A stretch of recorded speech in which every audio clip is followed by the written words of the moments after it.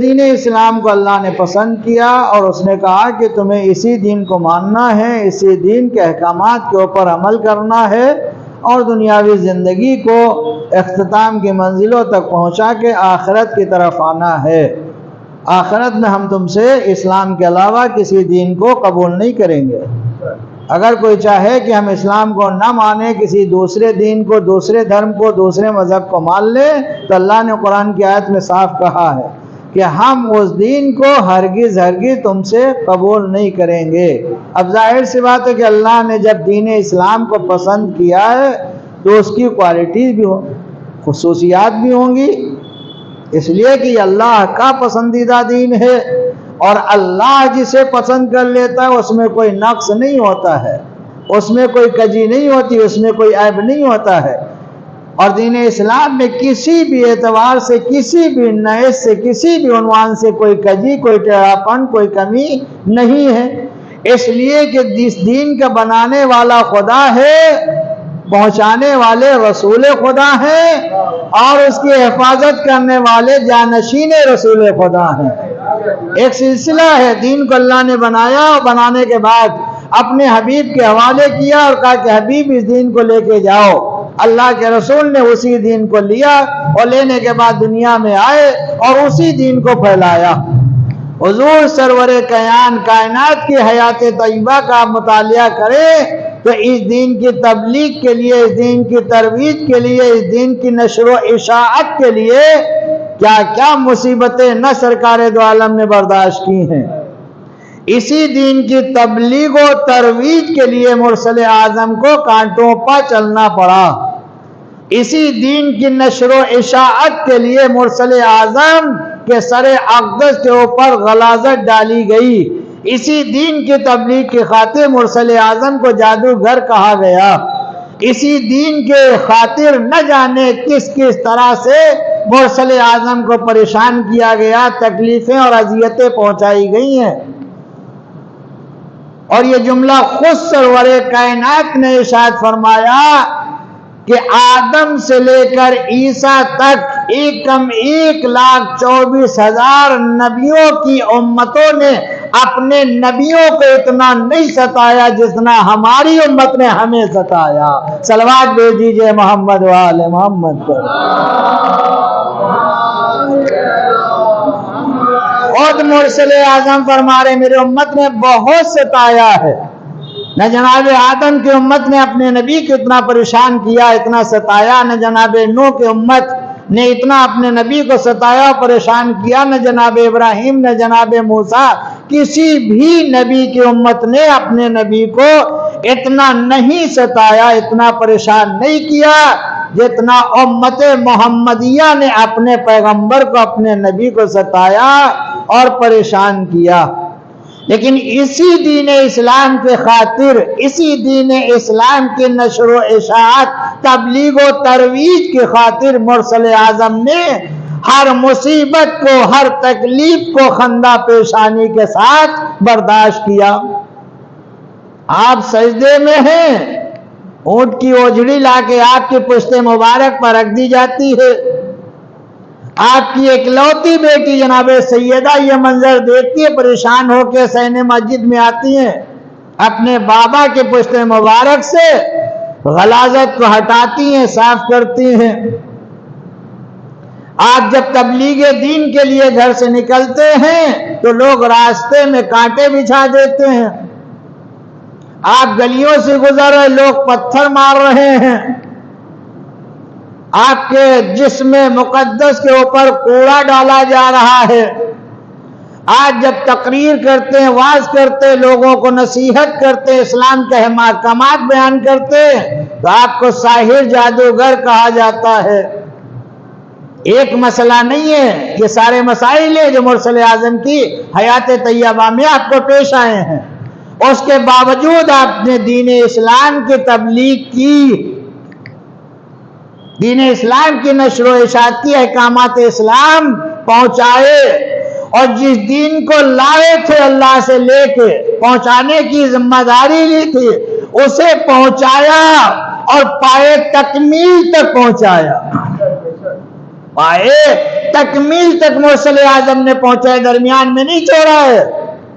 الیوم اکملت لکم دینکم واتممت علیکم نعمتی ورضیت لکم الاسلام دینا، میدان غدیر میں یہ نزول آیت کا شان نزول ہے۔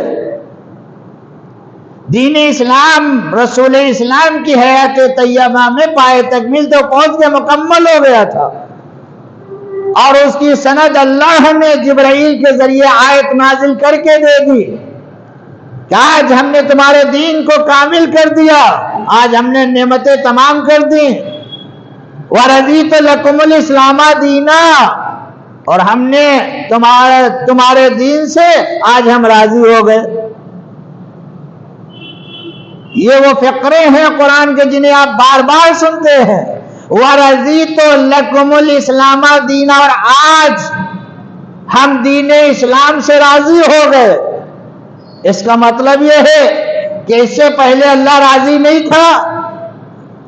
اگر راضی تھا تو آج کیوں کہہ رہا ہے کہ وَرَضِيتُ لَكُمُ الْإِسْلَامَ دِينًا، آج ہم دین اسلام سے راضی ہو گئے؟ اس کا مطلب کہ اس سے پہلے راضی نہیں تھا۔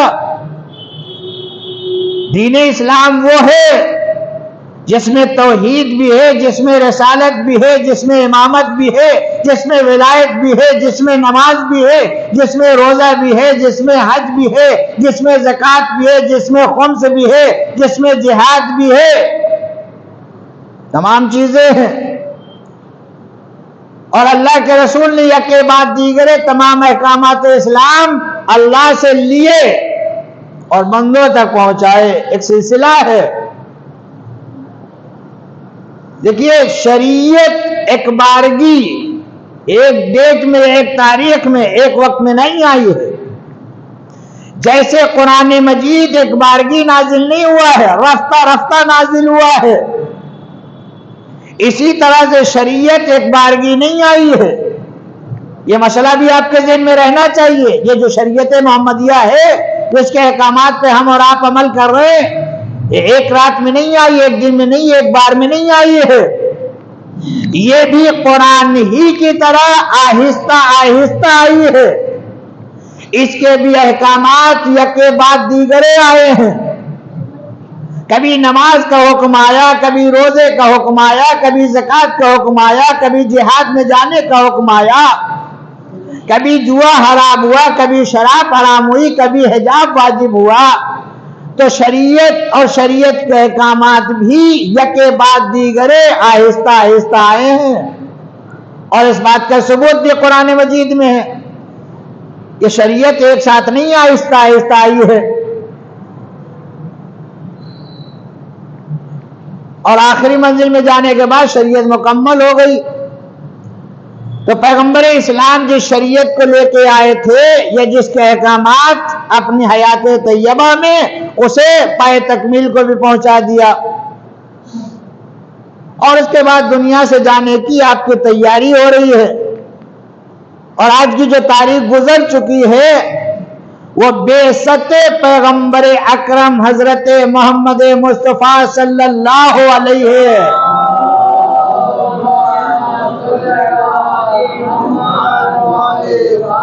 بعثت، اس میں گفتگو ہونا چاہیے۔ کل ہلکی سے روشنی میں نے ڈالی تھی، آج کی تاریخ 27 رجب کو سرکار دو عالم مبعوث برسالت ہوئے، اپنے عہدے پر فائز ہوئے، عہدے کا اعلان ہوا۔ اور کیسے ہوا؟ آپ ابھی غار حرا میں محو عبادت ہیں، عبادت کر رہے ہیں کہ جبرائیل امین قرآن کی پہلی آیت، یہ پہلی وحی ہے جو 27 رجب کو آئی ہے مرسل اعظم کے پاس۔ اقرأ باسم ربک الذی خلق، یہ پہلی وحی اور پہلی آیت آئی ہے۔ حالانکہ قرآن میں پہلی آیت کی جگہ یہ نہیں ہے، لیکن پہلی وحی، پہلی آیت یہی آئی ہے۔ اور اس کا ترجمہ آپ سنتے رہتے ہیں علماء کی زبانی، تو جبرائیل نے آ کے کہا کہ اللہ کے رسول پڑھیے۔ اب یہاں سے دو رخ ہو جائیں گے، لیکن میں ادھر جانا نہیں چاہتا۔ یہ پہلی وحی 27 رجب کو پہلی آیت 27 رجب کو نازل ہوئی، حضور کا غار حرا میں ہے، اور یہیں سے حضور کے عہدے کا آغاز ہو گیا، اور علل اعلان اب تبلیغ دین مرسل اعظم کرنے لگے، جیسے کہ سورہ جمعہ میں سنتے بھی ہیں اور کل انشاءاللہ سنیں گے بھی۔ هو الذی بعث فی الامین رسولا، اس میں رسول اسلام کے مبعوث برسالت ہونے کا تذکرہ ہے، تو وہ تاریخ اور دن 27 رجب کا ہے، تو یہ ذہن میں محفوظ ہے۔ اور معراج کے حوالے سے بھی کچھ باتیں آپ کی خدمت میں عرض کی تھی، تحقیقی طور پہ وہ رمضان میں ہے، لیکن عامت المسلمین 27 کو مناتے ہیں، اس لیے کہ مرسل اعظم کو ایک ہی مرتبہ معراج نہیں، وہ متعدد بار آپ کو معراج ہوئی ہے۔ ایک معراج وہ بھی ہے جس میں آپ کو نور شہزادی کونین عطا کیا گیا تھا، اور یہ معراج جو مشہور ہے مرسل اعظم کی، اس پہ ہمارا عقیدہ ہونا چاہیے، اور اگر کسی کا عقیدہ نہیں ہے تو ہم اسے مسلمان نہیں مانتے ہیں، اور ہمارے پاس اس کے لیے قرآن سے دلیلیں بھی ہیں۔ ارشاد رب کائنات ہوتا ہے کہ وَاسْأَلْ مَنْ أَرْسَلْنَا مِنْ قَبْلِكَ مِنْ رُسُلِنَا، یہ آیت ہے قرآن کے دامن میں، اب سورت میرے ذہن سے نہیں نکل گیا کون سا ہے، لیکن آئندہ اگر آپ چاہیں گے تو میں بتا دوں گا، آیت نمبر بھی بتا دوں گا۔ وَاسْأَلْ مَنْ أَرْسَلْنَا، یہ آیت جو پڑھ رہا ہوں یہ معراج پر دلیل ہے، اسے غور سے سنیے گا۔ وَاسْأَلْ مَنْ أَرْسَلْنَا عربی گرامر کے اعتبار سے امر کا صیغہ اللہ نے استعمال کیا ہے۔ امر کہتے ہیں حکم کو، امر کے معنی حکم کے ہیں۔ وَاسْأَلْ امر کا صیغہ استعمال کر کے اللہ کہہ رہا اپنے نبی سے، اے میرے نبی سوال کرو، وَاسْأَلْ پوچھو، وَاسْأَلْ پوچھو سوال کرو، کس سے پوچھو، کس سے سوال کرو؟ من ارسلنا، رسولوں سے، جمع کا صیغہ، ایک رسول نہیں ارسلنا ہے۔ پہلے فقرے کا ترجمہ ہے میرے پیغمبر سوال کرو، پوچھو، کس سے پوچھو؟ من ارسلنا، رسولوں سے، من قبل کا، کن رسولوں سے؟ جو آپ سے پہلے آ کے جا چکے ہیں۔ دیکھیے آیت کے ایک ایک لفظ پر غور کیجئے گا۔ اللہ نے کہا وَاسْأَلْ، میرے نبی پوچھو، سوال کرو، کس سے؟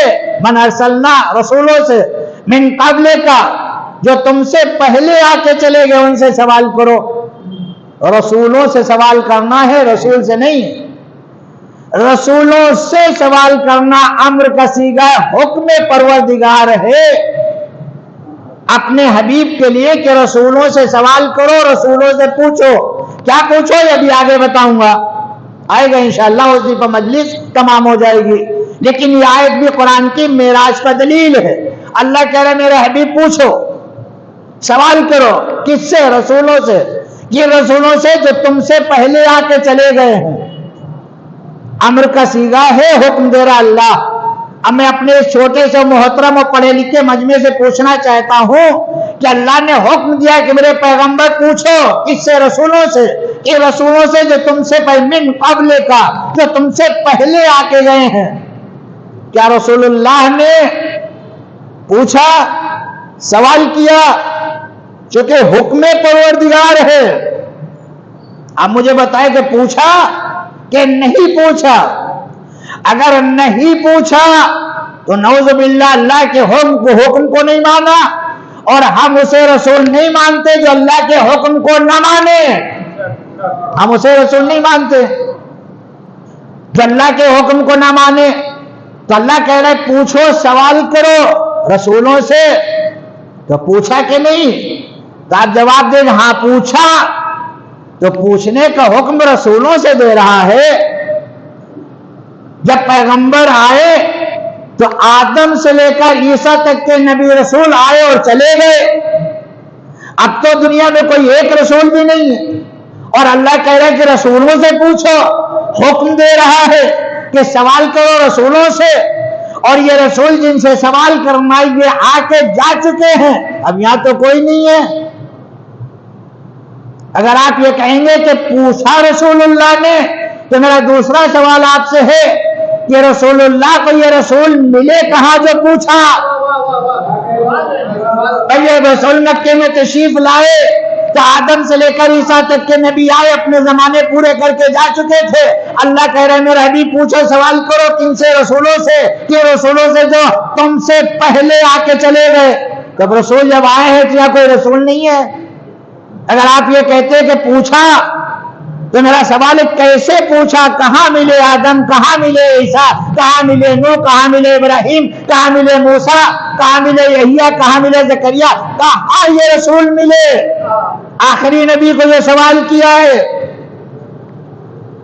مسئلہ بڑا پیچیدہ ہے، آسان نہیں ہے۔ رسول آ کے جا چکے، اللہ کہہ رہا پوچھو، اور آیت نازل ہوئی ہے مکے میں۔ بھائی نزول قرآن کے بعد ہی تو آئے تھے، نزول قرآن جب شروع ہوتے آیت آئی ہے مکے میں کہ پوچھو، سوال کرو۔ مسئلہ بڑا پیچیدہ ہے، لوگوں نے پڑھا، آیت سمجھ میں نہیں آ رہی ہے، پریشان ہو گئے، مشکل میں مبتلا ہوئے۔ اور یہ اسلام کی تاریخ اس بات پر شاہد ہے کہ چالاک لوگ جب مشکل میں مبتلا ہوئے تو انہیں مشکل کشا کے علاوہ کوئی نظر نہیں آیا۔ اس آیت میں لوگوں کو مشکل میں ڈال دیا۔ آپ بھی مشکل میں پڑے ہیں، اگر آپ کے پاس کوئی جواب ہے تو مجھے بتا دیجئے کہ اس آیت پہ کس طرح سے رسول اللہ نے عمل کیا۔ یہ تو عقیدہ ہے کہ کیا، ناممکن سے بات ہے کہ اللہ کوئی حکم دے اور رسول اس پر عمل نہ کرے، لیکن عمل کس طرح کیا؟ آپ بھی ابھی تک مشکل میں، جب تک کہ نتیجہ نہیں آئے گا آپ بھی مشکل میں پڑے رہیں گے۔ جب مشکل میں لوگ پڑے تو آیت کے لیے آئے امیر کائنات کے پاس، مشکل کشائے دو جہاں کے پاس، کہ یا علی ہمیں تو اس آیت نے شک میں ڈال دیا۔ علی نے آنے والوں کے چہروں کو دیکھا اور مسکرا کے کہا تم عجیب مزاج کے لوگ ہو، کبھی تمہیں قرآن کی آیت شک میں ڈالتی ہے، کبھی نبوت شک میں ڈالتی ہے۔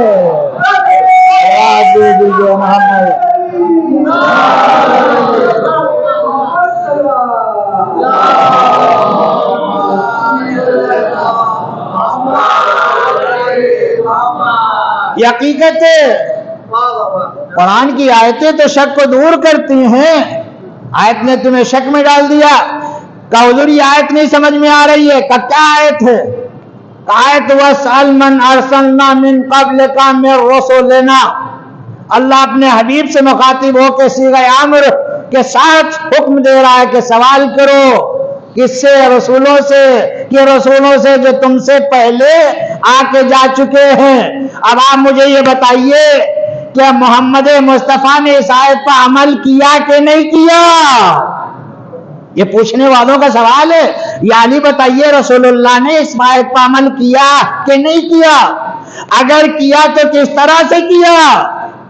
کائنات کے امین نے مسکرا کے جواب دیا معاملہ قرآن کا ہے، تمہاری سمجھ میں نہیں آئے گا، اس لیے کہ قرآن وہ کتاب الہی ہے جس کی کچھ آیتیں زمین پر نازل ہوئیں، کچھ پہاڑ پر نازل ہوئیں، کچھ بحر میں نازل ہوئیں، کچھ دریا میں نازل ہوئیں، کچھ خشکی پر نازل ہوئیں، کچھ تری میں نازل ہوئیں، کچھ ناسخ ہیں، کچھ منسوخ ہیں، کچھ محکم ہیں، کچھ متشابہ ہیں۔ یہ قرآن مجید کے علوم ہیں جو تمہاری سمجھ میں نہیں آئے گا۔ تمہاری سمجھ میں یہ آیت اس لیے نہیں آئے گی اس لیے کہ آیت زمین پر نازل ہی نہیں ہوئی، یہ آیت زمین پر نازل نہیں ہوئی ہے، اس لیے تمہاری سمجھ میں نہیں آ رہی ہے، اس لیے کہ تم نزول قرآن سے واقف نہیں ہو۔ یہ تو ہم راسخون فی العلم جانتے ہیں کہ کون سی آیت بحر میں نازل ہوئی ہے، کون سی سمندر میں نازل ہوئی ہے، کون سی دریا میں نازل ہوئی، کون سی زمین پہ نازل ہوئی، کون سی خشکی میں نازل ہوئی، کون سی ناسخ ہے، کون سی منسوخ ہے، کون سی محکم ہے، کون سی متشابہ ہے۔ یہ تو ہم جانتے ہیں، اس لیے کہ یہ آیت اگر زمین پہ نازل ہوتی تو تمہاری سمجھ میں آئی یہ آیت زمین پر نازل نہیں ہوئی ہے، یہ آیت شب معراج نازل ہوئی۔ یہ آیت شب معراج آسمان کی بلندیوں پر نازل ہوئی ہے، جہاں نبی براق پر سوار جا رہے تھے، انبیاء ما سبق نے بیک قطار ہو کے محمد مصطفیٰ کا استقبال کیا۔ نبیوں کی ایک قطار دائیں ہے، ایک قطار بائیں لگی ہے۔ آمنہ کا چاند، عبداللہ کے یتیم براق پر سوار گزر رہا ہے، نبی سلام کر رہے ہیں، اے عبداللہ کے لال ہمارا سلام، اے آمنہ کے چاند ہمارا سلام، اے پرورد آغوش ابو طالب ہمارا سلام۔ نبی نبیوں کا سلام لے رہے تھے، جبرائیل نازل ہوئے، اے محمد اللہ نے آیت بھیجی ہے وَاسْأَلْ مَنْ أَرْسَلْنَا مِنْ قَبْلِكَ مِنْ رُسُلِنَا۔ صلوات بھیج دیجئے محمد و آل محمد پر۔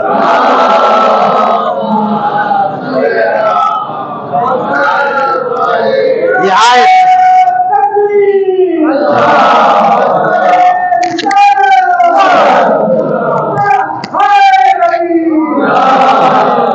یہ آیت کیا میں نازل ہوئی ہے جب نبی 100% نبی نہیں 99% نبی آدم تک عیسیٰ جتنے انبیاء ہیں سب پیغمبر اکرم کا جب استقبال کر رہے تھے آسمان کی بلندیوں پر، یا اللہ نے جبرائیل کو بھیجا آیت لے کے کہ جاؤ میرے نبی کو آیت پہنچا دو وَاسْأَلْ مَنْ أَرْسَلْنَا مِنْ قَبْلِكَ مِنْ رُسُلِنَا، اے میرے حبیب سوال کرو۔ تو وہاں محمد مصطفیٰ نے اس آیت پر عمل کیا تھا۔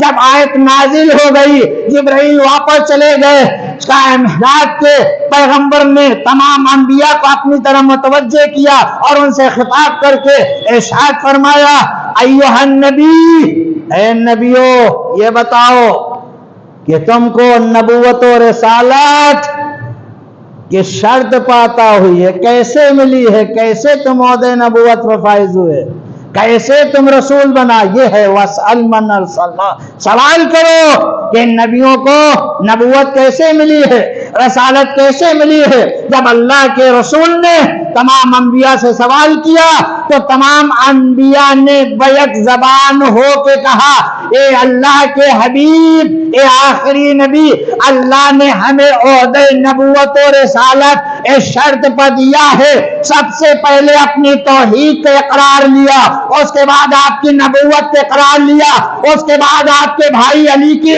ولایت کا اقرار لیا۔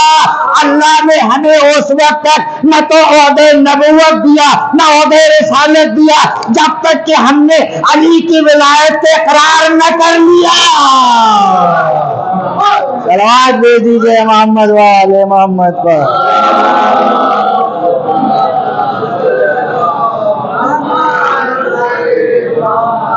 جب تک کہ ہم نے آپ کے بھائی علی کی ولایت کا اقرار نہیں کر لیا، نہ اللہ نے اپنی توحید کا اقرار قبول کیا، نہ آپ کی رسالت کا اقرار قبول کیا۔ اب زمانے کے کلمہ گویوں کے لیے ایک لمحے فکریہ ہے، بغیر اقرار ولایت علی اللہ نبیوں کو نبوت نہیں دیتا تو مسلمانوں کو جنت کیا دے دے گا۔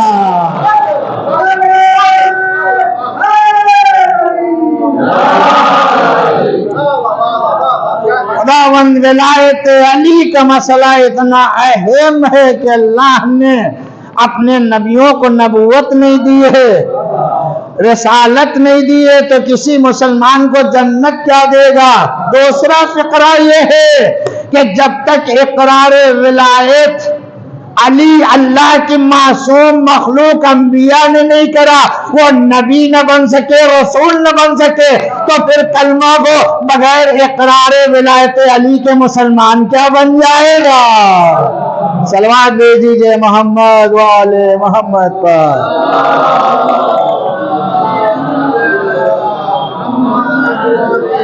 یہ آیہ کریمہ دلیل ہے معراج پیغمبر کے لیے کہ سفر معراج میں یہ آیت نازل ہوئی اور وہاں اللہ کے رسول نے تمام انبیاء سے سوال کیا، ورنہ آج حافظ جی کے پاس جائیے، آپ بھی پوچھ سکتے ہیں، بتائیے اس آیت کے معنی لکھے ہوئے مترجمین نے لکھے، آپ پڑھ کے سنا دیجئے اور کہیے کہ اللہ کہہ رہا ہے کہ میرے حبیب سوال کرو، پوچھو رسولوں سے۔ بجز معراج کے سرکار کو یہ رسول کہاں ملے ایک ساتھ؟ ایک ساتھ کہاں ملے؟ ناممکن سی بات ہے۔ تو بہرحال یہ علوم قرآن، علوم اہل بیت، اسی لیے اللہ نے کہا کہ ان الدین عند اللہ الاسلام، بے شک یقیناً اللہ کو اسلام پسند ہے۔ الحمدللہ بتوفیق الہی ہم نے اسلام کو جانا، پہچانا، اس پر عمل کر رہے ہیں، اور اسی اسلام کو بچانے کے لیے آپ کے مولا حسین نے 28 رجب سن 60 ہجری کے روز اپنے نانا کے عزیز وطن مدینے کو خیر آباد اور الوداع کہا۔ آپ اندازہ لگائیں کہ کتنے بڑے غم کی تاریخ یہ مقدمہ کربلا ہے۔ حسین سے مدینہ چھٹ رہا، حسین سے ناراں کا مزار چھٹ رہا ہے، اماں کی لحد چھٹ رہی ہے، بھائی کی قبر چھٹ رہی ہے۔ اللہ اکبر۔ آج ہم سے اور آپ سے کوئی آبائی وطن چھوڑنے کے لیے کہہ دے تو کسی طرح ہم اور آپ تیار نہ ہوں گے، لیکن یہ حسین ہیں جن سے وطن چھوٹ رہا، چھٹایا جا رہا ہے۔ اللہ اکبر۔ 2 یا 3 منٹ کے مصائب اور آپ کی اس رحمت کو تمام کر دیا جائے گا۔ 28 رجب سن 60 ہجری، اور اس کا پس منظر یہ ہے کہ جب امیر شام واصل جہنم ہو گیا تو اس کا ملعون بیٹا یزید تخت پر بیٹھا، اور اس نے سب سے پہلے امام حسین علیہ السلام سے بیعت کا مطالبہ کیا۔ اب وہ خط والی مدینہ کے پاس پہنچا، والی مدینہ نے امام حسین کو بلایا، امام حسین بنی ہاشم کے جوانوں کے ساتھ دربار میں گئے، مرگ یزید کا خط والی مدینہ نے امام حسین کے سامنے پیش کیا۔ امام حسین نے اپنی زبان کو فقرے جاری کیا، انا للہ و انا الیہ راجعون، اور اس کے بعد بیعت کا سوال امام حسین کے سامنے پیش کر دیا گیا۔ امام حسین نے کہا کہ رات کا وقت ہے، رات کی تاریکی میں اس مسئلے پر کوئی گفتگو کرنا بے مقصد ہوگا، رات ختم ہونے دے، دن کا اجالا نمودار ہو، پھر ہم دیکھیں گے کہ ہم میں سے بیعت کا حقدار کون زیادہ ہے، جو مناسب ہوگا وہ فیصلہ کیا جائے گا۔ یہ کہہ کے والد منینہ تو مان گیا، اور اس نے کہا ٹھیک ہے، کل دن کے اجالے میں فیصلہ کیجیے گا۔ امام حسین جب اٹھ کے چلنے لگے تو مروان جو اسی دربار میں موجود تھا، اس نے حاکم مدینہ سے کہا کہ اگر حسین تیرے ہاتھ سے نکل گئے تو پھر دوبارہ تیرے ہاتھ نہ آئیں گے، ابھی فیصلہ کر، یا تو بیعت لے لے یا سر قلم کر دے۔ جیسے اس سر کا لفظ ملعون کی زبان پر جاری ہوا، فاطمہ کے لال کو غیظ آ گیا، امام حسین کی آواز دربار میں بلند ہوئی، جناب عباس، جناب علی اکبر، بنی ہاشم کے جوان جو دارالحمارہ کے دروازے پر انتظار کر رہے تھے، عنقریب تھا کہ ام البنین کا لال اپنے پیر سے دارالحمارہ کے دروازے کو توڑ دے، آواز حسین آئی، بھیا یہ کربلا نہیں ہے، ہمیں جنگ نہیں کرنا ہے، لیجیے عزادارو۔ حسین دربار سے بنی ہاشم کے ساتھ واپس آئے، ادھر دروازے پر چاہنے والی بہن انتظار کر رہی تھی۔ یہ کون بہن ہے جسے ثانیہ زہرا اور جناب زینب سلام اللہ علیہا کے نام سے جانا جاتا ہے؟ عزادارو، جیسے ہی مولا حسین گھر میں داخل ہوئے، زینب نے گردن میں باہیں ڈال دی اور آواز دی، بھیا آپ نے کیا فیصلہ کیا؟ اجرکم علی اللہ، خدا آپ کو کسی غم میں نہ رلائے۔ لیجئے ہاں عزادارو، امام حسین نے فیصلہ کر لیا کہ اب مدینے سے جانا ہے، مدینے میں رہنا نہیں ہے۔ اسی ارادے کے ساتھ نانا کے روضے میں آئے اور آنے کے بعد نانا کی زیارت کی، اور نانا کی زیارت کرنے کے بعد نانا سے گفتگو کرنے لگے۔ عزادارو، تاریخوں نے لکھا کہ امام حسین نانا سے باتیں کرتے کرتے میوے خواب آج ہو جاتے ہیں۔ آپ پر نیند کا غلبہ آیا، آپ کی آنکھ لگی تھی کہ نبی تشریف لائے اور آواز دی میرے لال حسین مدینہ چھوڑ کے کربلا جاؤ، میری شریعت کی حفاظت کرو۔ لیجئے عزادارو، حسین نانا کے روضے سے رخصت ہوئے، باہر آئے، بھائی کے قبر پہ آئے، درد بھری آواز میں آواز دی بھیا حسن، آپ کے قبر پر چراغ جلانے والا بھائی حسین مدینہ چھوڑ کے جا رہا ہے۔ اجرکم علی اللہ۔ عزادارو، بھائی سے بھی رخصت ہوئے، اب آئے اماں زہرا کی لحد کی طرف۔ روایتیں بیان کرتی ہیں، بزرگ علماء مسائل میں پڑھا کرتے ہیں کہ امام حسین جب نانا کے روضے پر گئے ہیں تو بڑی طاقت، جرأت و ہمت کے ساتھ گئے ہیں۔ ہاں، جب بھائی حسن کی لحد پر گئے ہیں تو دلیرانہ انداز میں گئے ہیں، لیکن جب زہرا کی لحد کی طرف آئے ہیں، ماں کے قبر کی طرف آئے ہیں، تب حسین کھڑے ہوتے پیروں سے چل کے نہیں آ رہے ہیں، بلکہ زمین پر بیٹھ کے گھٹنیوں کے بلائے سے آ رہے ہیں، جیسے معصوم بچہ اپنی ماں کی طرف آتا ہے۔ اجرکم علی اللہ۔ حسین قبر فاطمہ پہ آئے، تعویذ قبر سے لپٹ گئے۔ اے اماں فاطمہ، جس حسین کو آپ نے چکیاں پیس کے پالا تھا، اب وہ حسین مدینہ سے جا رہا ہے۔ اے اماں، آپ کے قبر پر چراغ جلانے کون آئے گی؟ حسین کے درد بھرے بین سے قبر زہرا لرزنے لگی، آواز فاطمہ آئی، اے میرے لال حسین، تو کیا سمجھتا ہے کہ اکیلا جائے گا؟ نہیں نہیں، تیری دکھیا ماں فاطمہ زہرا تیرے قافلے کے ساتھ ساتھ جائے گی۔ عزادارو، حسین اماں زہرا کی لحد سے بھی الوداع کہہ کے اٹھے، آئے، سامان سفر تیار ہونے لگا۔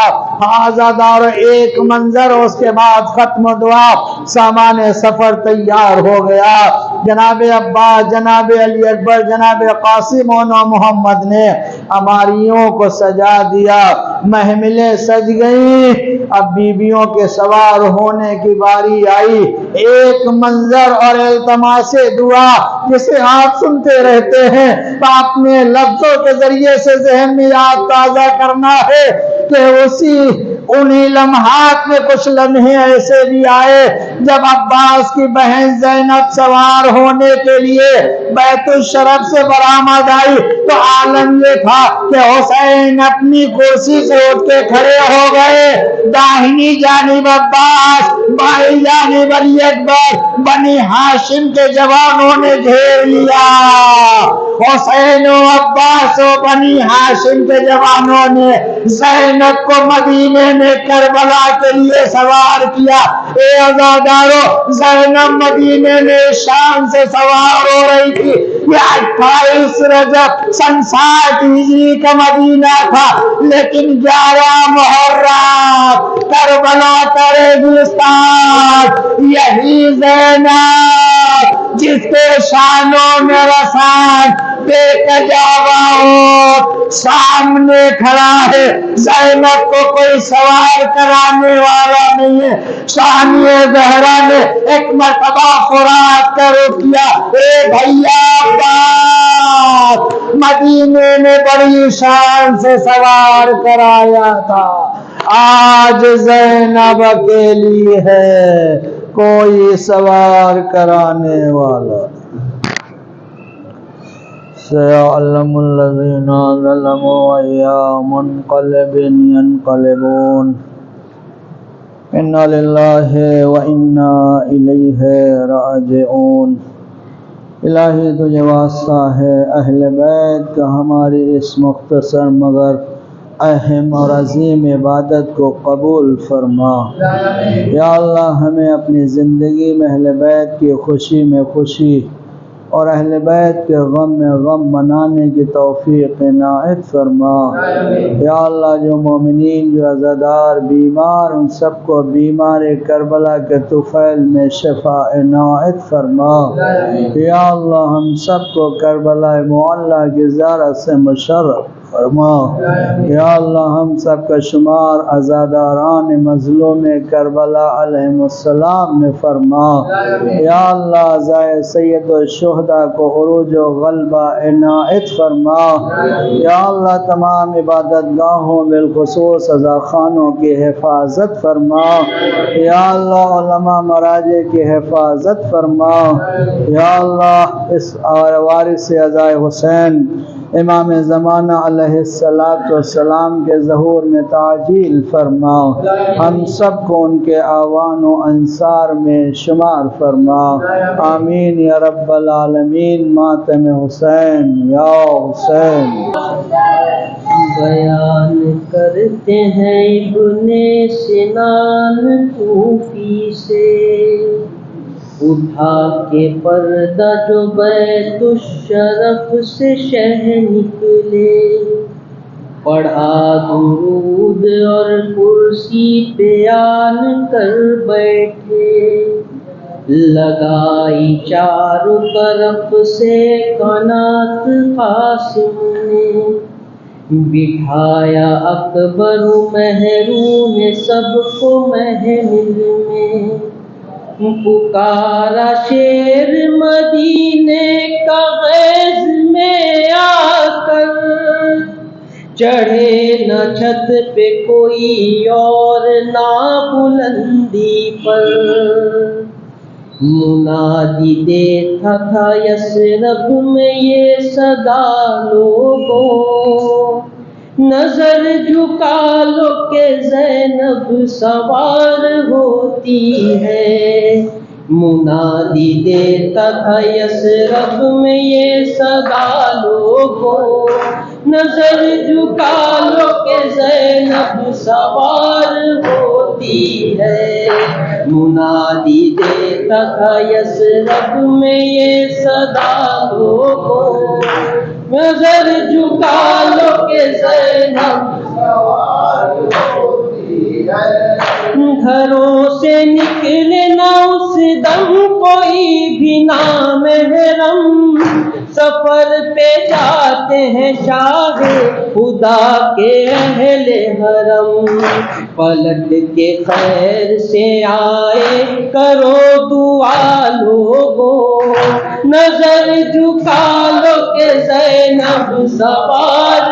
ہوتی ہے، نظر جھکا لو کہ زینب سوار ہوتی ہے، علی کی بیٹی ہے زہرا کی چین ہے بی بی، وقار فاتح بدر و حنین ہے بی بی، جنازہ رات میں مادر کا ہے اٹھا لوگو، نظر جھکا لو کہ زینب سوار ہوتی ہے، نظر جھکا لو کہ زینب سوار ہوتی ہے، بہن سے بھائی اور ماں سے پسر بچھڑتا ہے، جناب فاطمہ زہرا کا گھر اجڑتا ہے، ایک حشر مدینے میں ہے بپا لوگوں، نظر جھکا لو کہ سوار ہوتی ہے، نظر جھکا لو کہ سوار ہوتی ہے، پکڑ کے شانہ بٹھایا پھوپھی کو اکبر نے اور ایک بازو سنبھالا حسن کے دلبر نے. دو زانو بیٹھ کے عباس نے کہا لوگو نظر جھکا لو کہ زینب سوار ہوتی ہے. نظر جھکا لو کہ زینب سوار ہوتی ہے آج محمل عہدت بھی اور ہماری بھی بڑی ہے شان سے جاتی ہے یہ سواری بھی. نہ ہوگی 11 محرم کو یہ صدا لوگو نظر جھکا لو کہ زینب سوار ہوتی ہے. نظر جھکا لو کہ زینب سوار ہوتی ہے. وہ ایک سفر تھا مدینے سے کربلا آنا اور ایک کرب و بلا سے ہے شام تک جانا. سفر میں فرق بہت ہو گیا بڑا لوگو نظر جھکا لو کہ زینب سوار ہوتی ہے. نظر جھکا لو کہ زینب سوار ہوتی ہے. بڑھے جو عابد مزدر تو ایک قیامت تھی اسیر ہتھ کڑی زنجیر میں امامت تھی. زمین پہ بیٹھ کے بیمار نے کہا لوگو نظر جھکا لو کہ زینب سوار ہوتی ہے. نظر جھکا لو کہ زینب سوار ہوتی ہے.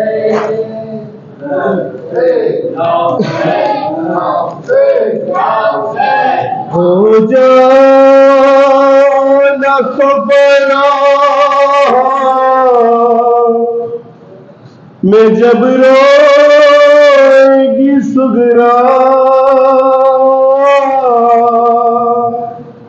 یا نیند گواتی ہے جو سوئے گی سغرا.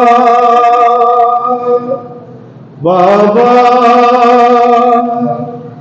بابا تنہائی سزا ہے مجھے ایسی نہ سزا دو. میں یہ نہیں کہتی کہ ہماری میں بٹا دو. میں یہ نہیں کہتی کہ ہماری میں بٹا دو. میں یہ نہیں کہتی کہ ہماری میں بٹا دو. بابا بابا بابا مجھے فضا کی سواری میں بٹھا دو. میں نہیں کہتی کہ ہماری میں بٹھا دو.